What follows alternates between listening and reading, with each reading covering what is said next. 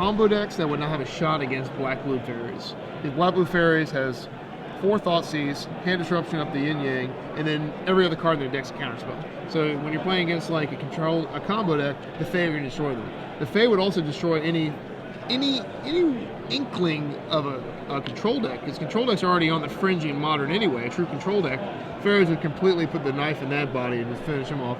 The only deck that would keep Fairies in check would be the aggressive decks, like the blue-white-red burn deck that has Delvers and stuff in it, the red-green Blitz deck that's in Modern. Like the aggro decks would still give Fairies a good walloping, but Fairies would render control unplayable, and then combo would be on life support. But then again, this is from previous knowledge about Fairies. I mean, you could be right, and he could be right, that these cards were very good. Who knows if they're still as good. How does Fairies interact with Deathrite Shaman, right? We haven't had a chance to know that. I think another interesting thing that Jeff mentioned was all of the cards that are banned in Affinity. All of the colored artifact lands are banned, right? But Ravager, Arcbound Ravager has been left alone. Yeah.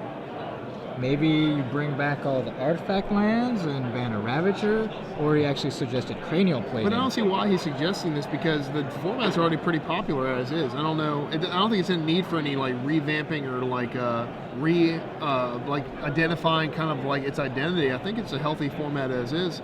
So I'm not a big fan of tinkering with things that are already working. But one of the things he mentioned was just accessibility of the format. Just looking at the banned list. If you're new to Modern Magic, you look at the ban list. What's banned in Modern? Artifact lands, right? What? I don't get it. If you never played against that before. Cranial plating, if you ban that instead, it makes a little more sense. Like, if you're worried about the speed of the format, okay, I can understand that. I can, as Mark Rosewater would say, I can grok that. Right, yeah. Originally referenced to Stranger in a Strange Land by Robert Heinlein. History, so if anybody needs a refresher on why these cards are banned, we can give them a little seminar on it.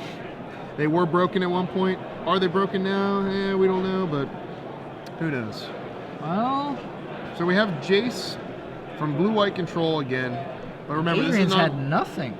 Yeah, this is not Blue-White Control like your mother made it. This is Blue-White Control with a bunch of dudes in it. It's creature-based Blue-White Control. It's tainted Blue-White Control. Red Mage, Adrian Sullivan, not... Boros Charm will finish it off, it looks like. Well, that's good enough here, but not... It seems like we saw this earlier when he was on in round 3 against Sean Waihe. Adrian not getting the best of hands on camera. And not also getting the aggressive start. And also he mulliganed to 6 this game. Oh, another Jace. Another Jace. I think you plus this again, yep. And this is how Jace should be played. I am a huge fan of plussing it, because now Jace survives if he decides to go that route. Survives the dragon hit. 1 less, right? Should be at 2. Well, he could miss the trigger. Yep. That's what he's indicating there. Adrian perhaps being a good sportsman here and saying, hey...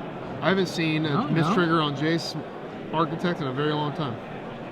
Because they made the rules so friendly to it. You can actually remember your trigger at any point in combat before damage resolves. Before there is a need for it to be remembered, right? Yes, that is correct. Yeah, so it's something where I'm glad to see, I love commentating with a judge. I can bounce it off you. When me and Patrick Sullivan were doing it, we're like, is that how it works? I don't know how it works. Whatever. So then we have our associates here Googling stuff for us, putting it on the screen for us. Oh, that's how it works. Like Rurik Thar having vigilance. This is because, or must attack every turn. Rurik Thar, too many abilities. Yep, too many. Alright, Omen Speaker. So Tom also mulligans to 6 by playing an Omen Speaker. Well, that's a bit harsh. What if you... Okay, would you mull to 6 if you could scry for 2 for free? Absolutely not. Absolutely not. Not even for free? You don't have to spend 2 mana? No. You have 7 cards, you wouldn't go to 6 with a scry 2. Unless that 7 was abysmal. No. Scry is great, Wizards. Come on, I love let's you make guys. a deal. Thanks for bringing Scry back. We really appreciate it. It is not drawing cards, though. It's drawing 0.3 cards. Yeah, maybe. That's debatable, yeah. Alright, tapping 3, play a mountain. On Moto, you cannot untap your lands after you do that. So we have Chandra's Phoenix. combined with Dragon, Cyclonic Rift the hard way, bouncing. That'll be the Dragon. And then Phoenix will then connect with Tom, I think. I think he sent the Phoenix at Tom. Maybe Oh, you think? Maybe. Yeah, he did. Okay. Because he was trying to send the Dragon by itself at Jace. Sure, because he was only thinking of Azorius Charm, but these blue-white decks playing maybe 1 or 2 Cyclonic Rifts as an extra bounce spell to deal with looking at his deck, pro-white Dragon. Wow, Tom has even less ways to deal with Dragon. He has no ways besides Supreme Verdict to kill a Dragon. We have 1 spot. That's crazy. That's it. Draft. Here's the 1 master. spot remaining in the next booster draft. God, Adrian's like, are you kidding me? I play against this in the Mono Blue Devotion deck, but your blue-white control deck's playing this too? This is exactly what we were talking about earlier. Yeah. This is your deck now. This is my deck now. Play Yeah. this deck. Yeah. After seeing it, it's definitely much more powerful than I thought. Shaheen Sarani has now declared that he will play the blue-white Master of Waves deck at the Invitation. Not true. No? Nope. Not quite. But I will play a 3-color deck with Master of Waves on it. That just doesn't even make any sense. Well, actually, and the thing about blue-white-red with it is actually a little bit better than Esper with it, because you can play Frostborn Weird and use your mountains and pump it as well. So you can play that package and actually have a little more effectiveness out of it. Okay. All right, so Adrian is looking to chain that guy to rocks if he draws it. Otherwise, that is a problem. Luckily, he has a dragon, though. We know for a fact, I don't know if Adrian knows, that he is out of ways to deal with that dragon besides Verdict. He put 2 Verdicts at the bottom, didn't he? Did he take the 2 Verdicts or did he put them at the bottom? I missed it. It was between Thassa and Verdict. So he kept the Verdicts. Okay, so never mind. He has infinite ways to deal with that dragon. But By infinite, I mean 2. Does he care? No, I don't think so. But we'll see. Right now, Adrian's about to take a great deal of damage back.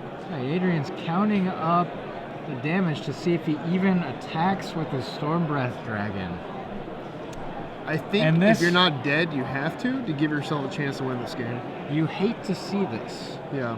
A red hasted creature on defense. Yeah. 2 of them. Against a deck in the control column. No. Yes. Yes, there we go. Attack. You must attack. Last breath. Oh, that's going to exile the Chandra's Phoenix. Adrian getting 4 life there actually might be pretty relevant here. Might be able to give him a chance to withstand an extra attack. He can. Oh, that's a good. Monstrous now in play. But Tom with only 3 cards. But then again, he actually has that land too to activate Mutavolts, and now Tom can attack with Omen Speaker or the Master. Oh, does he know the Mutavolt's there? Is this about to be a blowout? Oh, well, does he have an answer? I didn't see one. I think he has Verdict in his hand. Verdict. If he doesn't have an answer to that Mutavault, this is gonna be a disaster. Ooh, this is gonna be a disaster if he doesn't have one. Tom has the Master of Waves. Adrian Sullivan, the Master of Disaster, activating the Mutavault. If Tom doesn't have an answer to this Mutavault, this is gonna be a blowout. Yeah, you have to put it on the Master of Waves. Oh man. No. So take 2, 4, 6, 8, 9. This game just got real. Oh, Tom has a Supreme. Yeah. I mean, at least Adrian's in this game now. I don't think it'd be real tough for him to win this game otherwise. I think he's forced to Verdict the dragon away before it goes monstrous. I guess Tom's plan was just a Verdict anyway, and he didn't care. So now he got. But he could have raced. He could have raced easily because Adrian's not putting up nearly enough damage there. Oh, but another dragon. This is gonna be a 1-for-1 Verdict here. Back-to-back dragons. Is that a wear and tear in his hand? I had a talk with Adrian before this round, a few rounds ago, and I told him to not board that wear and tear in anymore. He did not listen to me. But then again, Tom does have his Detention in his hand, so we'll do something one day, maybe. All right. So we are now forced to Verdict that dragon by itself. You cannot let him untap and get monstrous on you. No, that would represent 7 from the creature, 2 or 3 damage from the ability. There you go. This is where Adrian Sullivan's slightly more mid-rangey red-white deck has an advantage over mono-red. Those dragons are each individual threats that must be answered. Yeah, Adrian has a wear and tear in his hand. He says go. And again, it's just the weakness of that card in a red deck because it's just so narrow. It's a very Doesn't do narrow anything. card. It doesn't kill your opponent. Is what it Yeah, doesn't and his do. opponent's at 8. Think about that card's a creature, a threat, a burn spell. All right, so Tom here plays Jace. Pretty good. His last card in his hand is a Detention Sphere. Oh, plussing it. I kind of like that, and I don't. I don't like it because he has Mutant Revolt in play, and you have nothing. But then again, waiting a turn's not too bad. Oh, Chain to the Rocks added to that. That's pretty good. It's going to give Adrian an answer to future dragon again? Master Waves. Oh, Third man. dragon in a row. Oh, man. And why do you should have left that Mutant Revolt? Trips dragons. Oh, does he have a Boros Charm? He's dead if he has Boros Charm. Well, let's see if he remembers the trigger for Jace this time. Only takes 3? Or did he say forgot he take has- 4? Yeah, that body language. No, his life total could Let's be see. 5. Adrian didn't attack with that Mutant Revolt. Yeah, if he has the Boros charm, that would put Tom at dead on the untap, attacking with the Mutable. Yeah, he's still attacking. Yeah, you always attack with Mutant Revolt. And if you're not going to attack, if you don't have Tom dead, you want to attack Jace too, so that he can't activate drawing cards to get outs. Yeah. I like the attack with Mutavolt there as well because Tom has shown the Celestial Flares before. Yeah. Want to throw in that extra attacker to be able to sacrifice, be a fodder for the dragon fodder. Yep. And actually, you should put Elspeth by itself because that kills the dragon. So, man, if he would have jeez. attacked Jace there, he wouldn't have gotten that Elspeth. Or if he'd attacked with Jace and Mutavolt, Mutavolt. If he the attacked- Boros charm would have been lethal. If he has right? Boros, I don't know if he has Boros Charm. Does he? That could have been wear and tear that you were seeing. Oh, there it is. Oh, but he kills Tom if he just does it to Tom. Yeah, that's what I'm saying. You attack with a Mutavolt, get that extra point of damage in. Oh, the game's over, I think. He's showing it. Boros Charm, attack with Mutable, game over, right? Yeah. I don't even know why that dragon's still there. Oh, Dramatic Rescue. I'm lost a little bit. I think Boros charm. He Boros Charm went to the indestructibility Elspeth? to stop he did it to stop Elspeth from killing the dragon. But then again, Elspeth should be a 1 then instead of 2. All right, Tom could have activated the Elspeth. Elspeth should first. be a 1. Elspeth should be a 1. It starts with 4 loyalty and it gets -3 is the ability. I'm really not sure what the sequence there was. That's what happened. He Boros Charmed indestructibility. And when Okay. when he did Elspeth, he's misrepresented the dice. Elspeth should have been a 1. But Adrian Sullivan will win. Coming back from disaster into victory.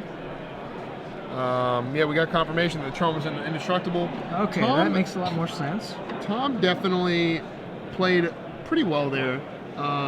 It's just the problem with the red deck that Adrian's playing is that if you have 4 dragons in your deck, it's inevitability if you give him too much time, he's going to draw those dragons. He drew 3 out of 4, which is pretty lucky, but you know. Played them all in a row. All in a row. Blue-white has a hard time against that. Esper laughs at that dragon because all of his removal is black. Doomblade, Pharaoh's Downfall. Far away. Like it has all the answers you could ever hope for. Verdict and then Elspeth. So every card in their deck kills the dragon. But hey, pretty cool. Good job, Adrian, at 5-1. This is a 10-round tournament, so he needs to win a couple more. Maybe he can draw on if he's lucky. And then we'll see if we can get a red deck in there. Yeah, Adrian Sullivan going back to his roots, attacking with red creatures and slinging burn spells. He's a traitor to